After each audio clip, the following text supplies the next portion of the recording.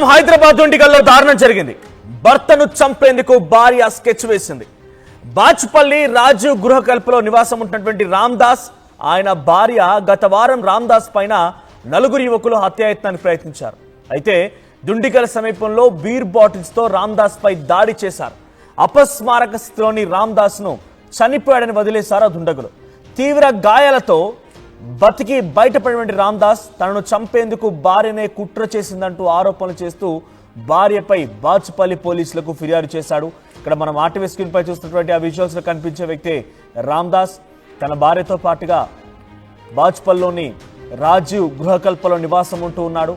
ఆయన గత వారం రోజుల క్రితం రామ్దాస్ పైన కొందరు యువకులు అటుగా వెళ్తున్నటువంటి రామ్దాస్ పైన బీర్ బాటిల్స్ తో దాడి చేయడం మొదలుపెట్టారు. తీవ్రమైనటువంటి గాయాల పాలైపోయి అపస్మారక స్థితిలో వెళ్ళినటువంటి రామ్దాస్ చనిపోయాడని చెప్పి అక్కడి నుంచి ఆ యువకులంతా వెళ్ళిపోయారు. కానీ ఆ తర్వాత ప్రస్తుతానికి తన భార్యే తనని హతమార్చేందుకు కుట్రలు చేస్తోంది, తన భార్యనే ఈ రకంగా స్కెచ్ వేసిందని చెప్పి రామ్దాస్ బాచుపల్లి పోలీసులకు ఫిర్యాదు చేశాడు.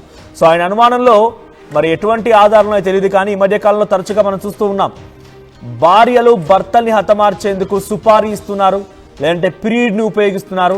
యాదాద్రి భువనగిరి జిల్లాలో ఏకంగా ఒక భార్య ఆ ప్రీడ్కి కార్ రెంటల్ తీసుకొని మరి భర్త వెళ్తున్నటువంటి టూ వీలర్ని ఢీ కొట్టించి హతమార్చింది.